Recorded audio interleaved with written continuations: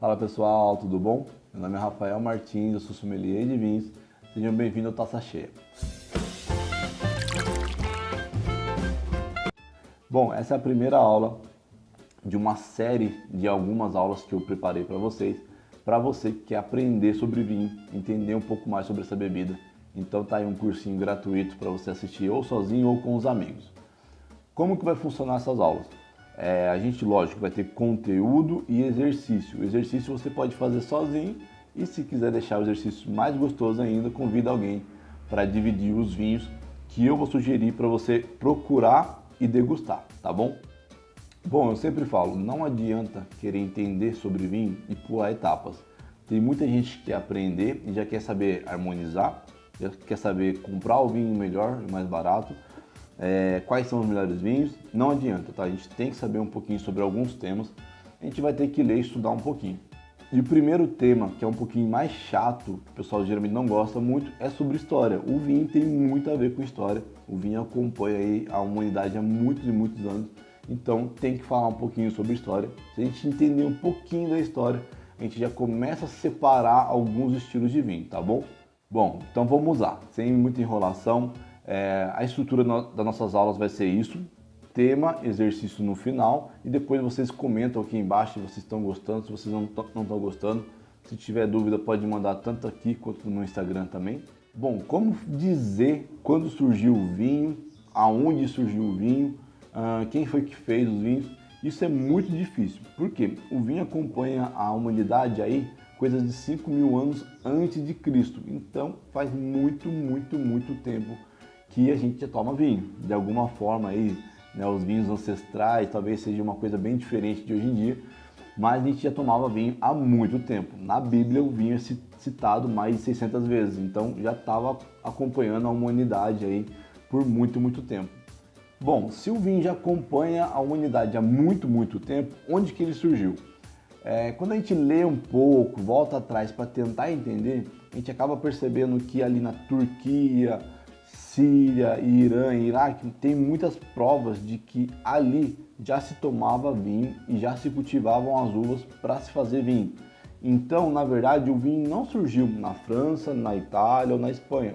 Ele veio um pouquinho ali para a direita, né? Já tinha esse hábito, e depois, por causa de alguns povos, né, de influência de desbravando o mundo, a gente acabou chegando aí com os vinhos na Europa que a gente conhece hoje em dia, tá? Tanto é que na Bíblia, o Monte Arará, onde a Arca de Noé parou depois do dilúvio, fica próximo à Turquia. Então, na Bíblia fala, né, que Noé, quando o dilúvio acabou, ele parou a arca num monte e em volta desse monte ele cultivou vinhas. Então, assim, é mais uma evidência de que realmente aquela região foi onde deu start aí para começar tudo isso que a gente conhece de vinho hoje. Tá, Rafa, por que eu preciso saber disso para entender de vinho? Calma que a gente chega lá. Bom, sabendo que o vinho surgiu dessas regiões, a gente tem algumas culturas que foram responsáveis por disseminar cada vez mais no mundo do vinho. Então, por exemplo, os egípcios foram muito responsáveis por isso. Eles tinham o hábito de tomar vinho, de cultivar videiras e colocar o vinho nas suas festas, nos seus cultos, né? Os romanos também foram muito importantes, né? Eram povos que gostavam muito de tomar vinho e tinha também basicamente a mesma ideia, colocavam o vinho em festas, nos seus cultos. Então os romanos também foram muito importantes. Então o vinho chega ali na ponta da Europa e com o desbravamento do mundo ele começa a ganhar novos cantos. América do Sul, América do Norte, África do Sul, Austrália, Nova Zelândia e, lógico, todo povo que conhecia uma nova terra levava consigo seus costumes, comidas, cultura e principalmente religião. E se tinha religião, tinha que ter vinho, porque é um hábito, né? A religião sempre tem essa questão aí de ter um pouco de vinho, e antigamente isso era mais forte ainda. Então, se tomava muito vinho, tinha sempre o hábito de tomar vinho nos cultos religiosos. Então, chegou na América do Sul, começou a espalhar os vinhedos. Na América do Norte, mesma coisa. África do Sul, Nova Zelândia, Austrália. E assim o vinho acaba ganhando aí todos os cantos do mundo. Rafa, o que isso tem a ver para eu entender sobre vinho? Vamos deixar bem claro. A Europa é muito antiga em relação à produção de vinhos, técnicas e principalmente as uvas que dão certo em determinados locais. Bom, Rafa, por que você está falando tanto em história, nessas questões de Europa, desbravamento do mundo? A partir desse momento que a gente tem a Europa desbravando o mundo, a gente já tem um divisor de águas, que é o quê? O estilo europeu de vinho e o estilo do Novo Mundo, que são esses países que foram descobertos. Então, assim, o vinho da Europa é muito diferente do vinho do Novo Mundo, América, África do Sul, Austrália e Nova Zelândia. Uma observação, certos locais do Novo Mundo são parecidos com o Velho Mundo, mas isso é tema para a gente falar lá na frente, quando vocês entenderem mais de vinho. Mas só para vocês terem um adendo que é possível achar um estilo europeu no Novo Mundo. Então tá, aconteceu tudo isso no mundo do vinho, temos esse primeiro divisor de água entre Velho Mundo e Novo Mundo, estilos de vinhos totalmente diferentes. E por que que isso faz diferença na hora de escolher um vinho? Velho Mundo a gente tem muitas denominações de origens, que são regras que são seguidas para se fazer um determinado vinho. Rafa, como assim? Um exemplo, Chianti. Chianti só pode ser da região da Toscana e tem que ser italiano e tem que ter a uva Sangiovese na maior porcentagem do vinho. Isso é só um exemplo.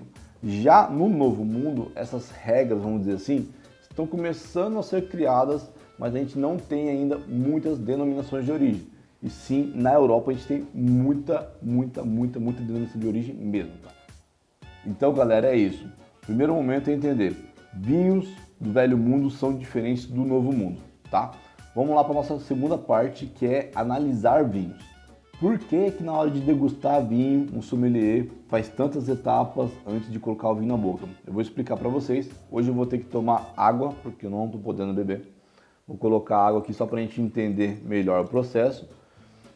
Vamos lá, na parte visual, o que eu consigo descobrir sobre um vinho? Primeiro, é óbvio se ele é branco, tinto ou rosé, ou espumante. Então, analisando um vinho, eu já consigo saber o que eu posso esperar. Segundo, quando eu giro a taça, forma as nossas famosas lágrimas. Essas lágrimas podem me dizer duas coisas. Ou pode ser um vinho com teor alcoólico acima de 13, 13,5, 14.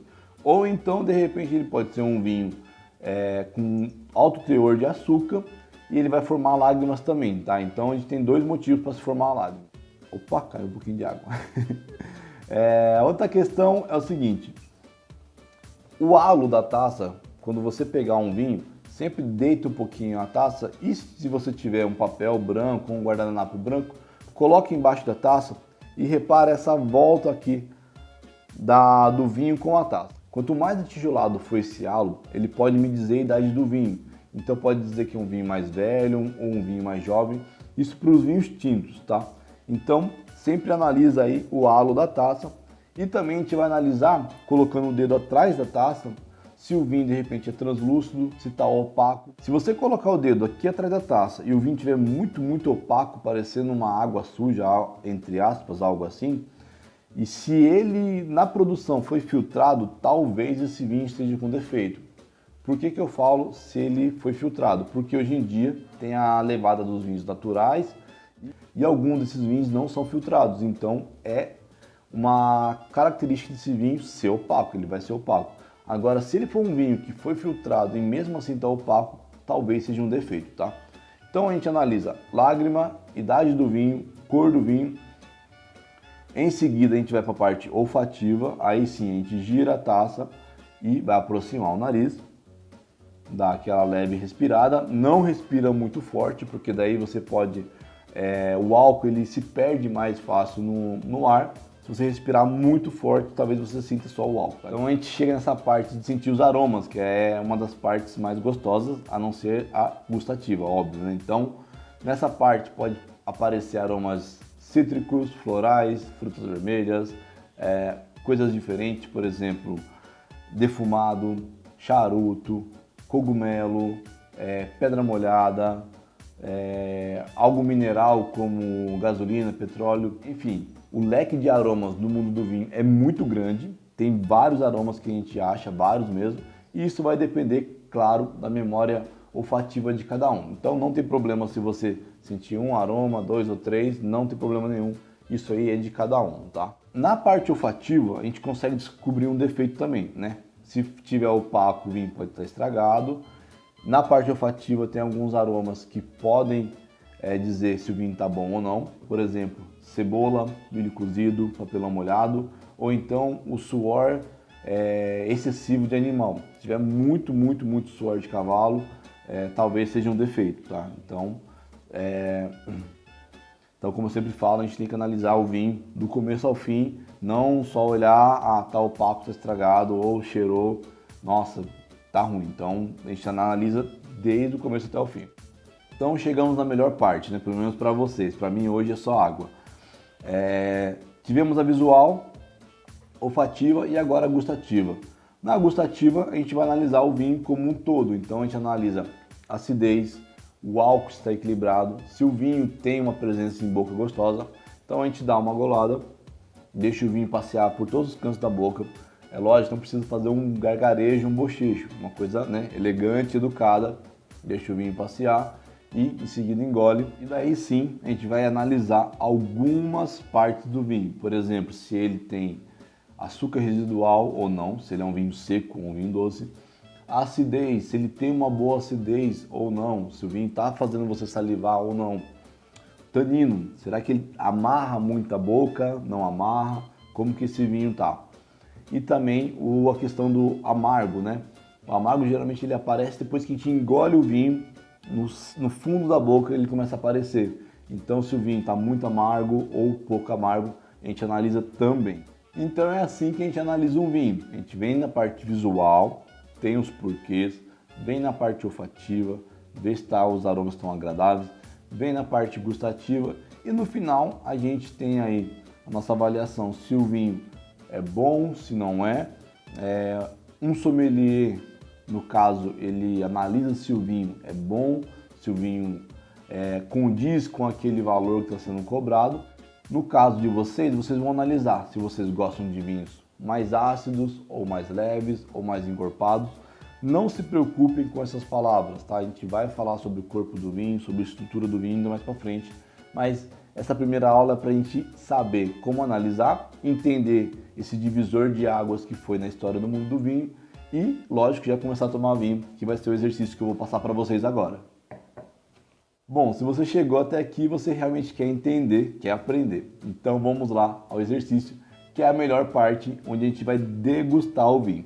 São duas tarefas, você escolhe qual que você quer fazer. A primeira pode ser feita em dupla, é bem melhor estudar junto.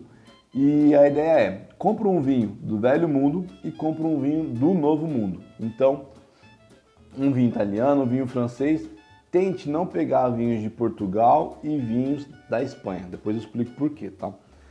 E o vinho do Novo Mundo, tente pegar um vinho da Argentina, de preferência um Malbec, tá? De preferência. Se não achar, vai para um chileno, um Cabernet, um Carmener, não tem problema. Mas tente pegar um Malbec argentino, tá? E a gente vai comparar, a gente vai degustar os dois vinhos e vai colocar, poxa, o que eu sinto nesse vinho, qual que é a diferença desse outro vinho, anota o teor alcoólico deles, qual que é a diferença. E um detalhe, se pegar um francês barricado, pega um barricado do Novo Mundo também e vice-versa, se for sem barrica, tá bom? Para não ter uma diferença muito grande. Então, esse é o exercício. Vai ser um pouquinho difícil entender as diferenças do vinho, porque isso eu vou explicar na segunda aula, então se inscreve no canal para você não perder a segunda aula. Mas vai ser bem legal, a gente vai provar por A mais B a diferença que tem entre o Velho Mundo e o Novo Mundo. Escreve aqui embaixo o que você está achando das diferenças entre os vinhos, beleza? Na segunda tarefa, a gente vai degustar 4 vinhos, 2 do Velho Mundo, 2 do Novo Mundo. Qual que é a ideia? Infelizmente alguém vai ter que saber os vinhos, porque um vinho do Velho Mundo e um vinho do Novo Mundo vai estar enrolado com papel alumínio, então não dá para ver o rótulo. Então a gente vai degustar às cegas. No primeiro momento, a gente pega o vinho do Novo Mundo e do Velho Mundo que não está escondido, degusta ele, faz anotações, tenta ver a diferença de cada um e depois a gente parte para esses dois que estão escondidos. E aí vocês tentam acertar qual que é do Velho Mundo, qual que é do Novo Mundo. Vai ser um exercício um pouquinho difícil porque eu ainda não expliquei a fundo a diferença entre esses dois estilos de vinho. Isso é tema da segunda aula, mas vamos tentar. Vamos fazer essa tarefinha, vamos brincar com o paladar, brincar com o olfato. Eu acho que vai ser bem legal para vocês, beleza? Então é isso, galera. Espero que vocês tenham gostado. Comenta aqui embaixo o que você achou do vídeo, da atividade, da tarefinha. E na segunda aula a gente vai falar aí sobre terroir e um pouco sobre a uva, o que isso vai mudar no meu vinho final.